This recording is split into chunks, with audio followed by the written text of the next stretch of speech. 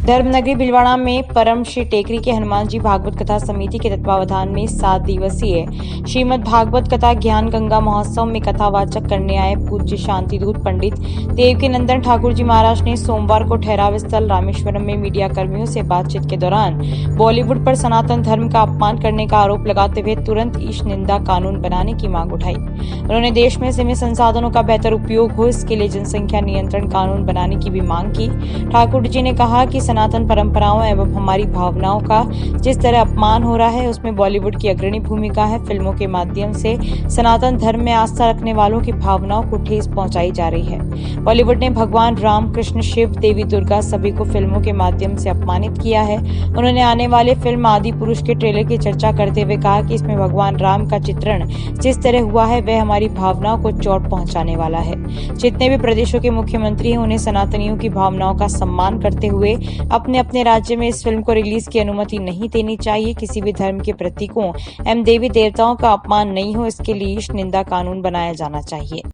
Comment ना करूं, और समय के हिसाब से परिवर्तन होता है और कई लोग सत्य को देखते हुए भी उसे देखना नहीं चाहते और कई लोग देखकर कुछ देख लेते हैं। तो जब शंकराचार्य भगवान पधारे तो उन्होंने लोगों को संभाला। आज की सिचुएशन ऐसी है कि आज जो सिचुएशन है उसमें भी कुछ लोग आगे आएंगे और आज की सिचुएशन को संभाल लेंगे। लेकिन ये सत्य है, मैंने आप लोगों से कहा कि मैं भागवत में कह रहा था, भगवान से प्रार्थना करता हूँ ये राष्ट्र हिंदू राष्ट्र हो। इसके पीछे एक रीजन है, मेरा द्वेष किसी से नहीं है, लेकिन सनातन परंपरा का जो नियम है ना, सर्वे भवन्तु सुखिनः, वो और किसी परंपरा का नहीं है। अगर सनातन परंपरा की नियमावली हम लोग अपने देश पे लागू करें तो वहां हम एक चींटी को भी दाना देते हैं, हम वहां पक्षी को भी दाना देते हैं, वहां हम सब वृक्षों का संरक्षण करते हैं, ये सब क्रम करते हैं। लेकिन जब अन्य में चले जाएंगे तो सुबह 4-5 बजे एक आवाज आती है कि एक ही है, दूसरा कोई नहीं है। तो इसीलिए मैंने कहा कि हिंदू राष्ट्र हो जिसमें सबकी सुखी और प्रसन्नता और विकास की चर्चा हो और मानवता बनी रहे। इसके लिए मैंने चर्चा की, आगे भी करता रहूंगा, आगे भी ये कार्य हम लोग जनता के मध्य में करते रहेंगे। बहुत बहुत धन्यवाद आप सभी को। स्पष्ट कर दूं, बाद में आप मेरा यूट्यूब देखेंगे, मैं अभी बोल देता हूं, मैंने भी कहा है कि हम लोग अभी जब तक कानून नहीं आता 4-4, 5-5 करें। उसके पीछे रीजन आप सब समझते हैं, मुझे बोलने की आवश्यकता नहीं। पर मैं ये चाहता हूं कि इस देश का विकास करना है तो सबके ही 2 हों, ऐसा ना हो कि एक के एक ही हो और कईयों के 5-5 और उनसे कोई पूछने वाला ना हो। तो क्योंकि धरती बैलेंस में रहनी चाहिए ना, तो जब तक कानून आए तब तक सब बराबर है। धन्यवाद आप सभी का, बहुत बहुत साधुवाद, धन्यवाद। तो आज जो काम कर रहा हूं या पहले से, आज मुझे 25-26 साल हो गए, मैंने सनातन के लिए काम किया है, सबको जोड़ के सनातनियों के लिए तो प्रॉपर काम किया है। चादर चढ़ाने में मेरा कभी इंटरेस्ट नहीं रहा, लेकिन हमारे प्रत्येक हिंदू भाई लोग वाकई सिंदूर चढ़ाए हनुमान जी पे, इसके लिए मैंने प्रेरित किया, जागरूक किया सबको। मैं किसी धर्म का अपमान करने की बिल्कुल इंटरेस्ट नहीं रखता हूं। मैं सबका कहता हूं भैया अपना अपना सब निभाओ, लेकिन मैंने सबको कहा कि ये करो। लेकिन कुछ चीजें ऐसी हो जाती हैं जिनके लिए आपको बोलना ही चाहिए, आपको मौन नहीं रहना चाहिए। समाज को एकजुट रखने के लिए भी उस कानून को हमें बनाना ही पड़ेगा जिसमें समाज सब एक रास्ते में रह के चले। उनके साथ भी कुछ ऐसा होता है कि उनको कहीं हम लोग सम्मान नहीं देते हैं, कईयों को कुछ नहीं देते। किसी की बारात चढ़ी, उसमें हम लोगों ने उल्टा सीधा कर दिया, अरे वो भी तो हमारी बहन बेटी है ना, तो उसको भी रिस्पेक्ट देना हम लोगों की जिम्मेदारी है। ये पर्सनल बात है, इसमें हम लोग मिल बैठ के इस पे चर्चा करेंगे और आगे भी इसको बढ़ाएंगे।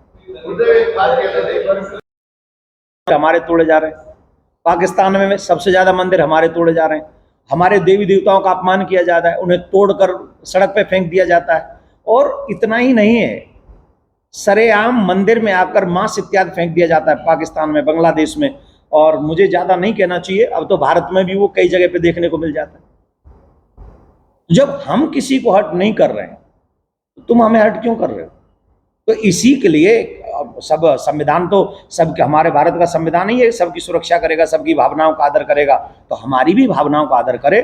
और जो मंदिर तोड़े, मंदिरों में अपमान करें, जाके देवी देवताओं का अपमान करें, साधु संतों को उल्टा सीधा गाली दे, उन लोगों पे ये कानून लागू होना ही चाहिए। और प्रधानमंत्री मोदी जी से कहूंगा कि इस निंदा पर अवश्य आप कानून बना दीजिए, जिससे न हम मौलवी जी को उल्टा बोले, न मौलवी जी हमको उल्टा बोले, न पादरी को हम उल्टा बोले, न पादरी हमें उल्टा बोले, न कोई हमारा मंदिर तोड़े, ना हम किसी की मस्जिद तोड़े। तो ये तो अच्छी बात होगी, ये तो बनना ही चाहिए। भाई एक दूसरे की respect, if you respect me then I will respect you. निश्चित हमारे शास्त्रों में इतने अच्छे कानून की व्यवस्था है, अगर संविधान में वो कानून जोड़ लिए जाएं तो इस देश में चींटी को भी परेशानी नहीं मिलेगी। ऐसे कानून हमारे पुराणों में हैं, पर क्योंकि संविधान बन चुका है, उसको जगह मिल गई है, तो और तो कोई उसकी जगह देगा नहीं। तो कोई बात नहीं, हम संविधान के ही माध्यम से एक और कानून बनाते हैं ना कि हमारे देवी देवताओं का सम्मान हो। और जैसे कई लोग हैं जिन्होंने अपने अपने अलग बना रखे हैं, और 4 विवाह करेंगे वो अपनी मर्जी से, तलाक लेंगे अपनी मर्जी से, उन्होंने अपने अपने बना रखे हैं। और दुर्भाग्यपूर्ण यह है कि मैं तो आज आपके माध्यम से ये भी कह देता हूं कि एक देश एक कानून बन जाए तो इस देश के लिए नहीं, पूरी मानवता के लिए बहुत बड़ी अच्छी बात होगी। सबके लिए एक जैसा ही कानून हो, एक विवाह, 2 बच्चे, और अपने देश के प्रति वफादार बने रहो, ऐसा कानून बने जिससे सबके लिए एक जैसे रूल हों, एक जैसे ही नियम पालन करें। एक तो उन्होंने संविधान का अपमान कर दिया, संविधान की शपथ उन्होंने ली, और संविधान की शपथ तो सबके लिए बराबर ही होती है। बोले सबको मैं एक दृष्टि से देखूंगा, भाई मंत्री पद का मतलब हो गया कि मैं सबको समान दृष्टि से देखूंगा। और वहां आपने कह दिया कि राम जी की पूजा हम नहीं करेंगे, नारायण की पूजा हम नहीं करेंगे, और अरे इतना और कह देते जीसस को भी नहीं मानेंगे, इतना और कह देते खुदा को भी नहीं मानेंगे।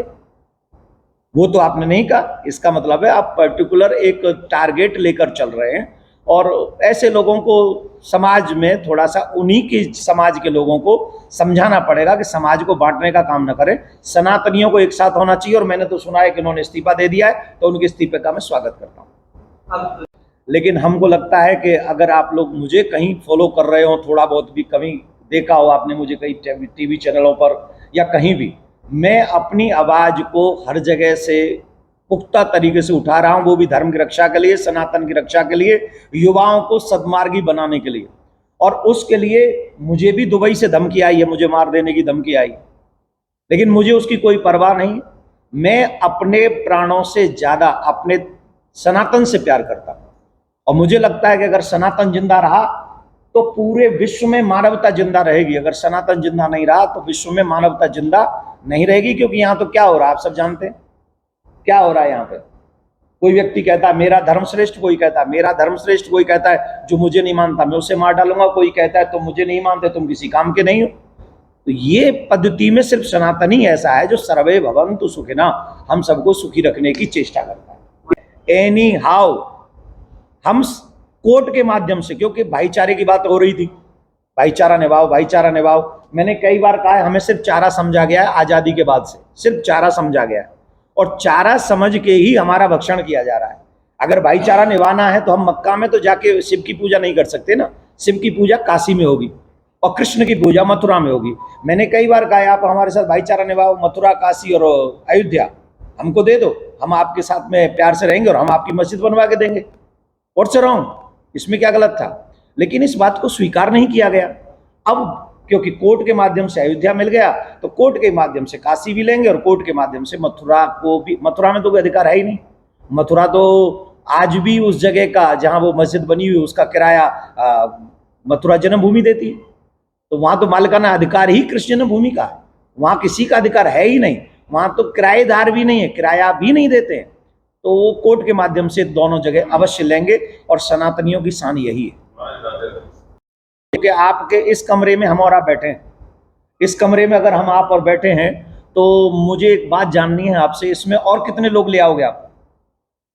अगर इसमें और 2-4 हज़ार ला सकते हो क्या? 2-4 हज़ार नहीं लाओगे तो कुछ ना कुछ गड़बड़ होगी, अगर ले आए तो गड़बड़ हो जाएगी, गड़बड़ हो गई तो आप जो संसाधन है आपके पास में वो ठीक नहीं होंगे। देश के पास सीमित संसाधन है, और देश के पास जब सीमित संसाधन है तो आज जनसंख्या हमारी सबसे ज्यादा है। हम लोग कह रहे हैं 125 130, हम लोग होंगे कम से कम 150 करोड़। सच बोलने वाला नहीं है कोई, 150 करोड़ होंगे कम से कम आज हम। और 150 करोड़ में ये देश कहाँ जाएगा? और अभी भी एक एक आदमी 4-4 करेगा, 5-5 करेगा, और कहाँ जाएगा? इसलिए बहुत ज्यादा जरूरी है कि हम दो हमारे दो सब पे लागू हो, हम दो हमारे दो सब पे लागू हो, और जो न माने वो फिर कानून बने, उसका जो भी व्यवस्था हो। आपको लगता है कि आरक्षण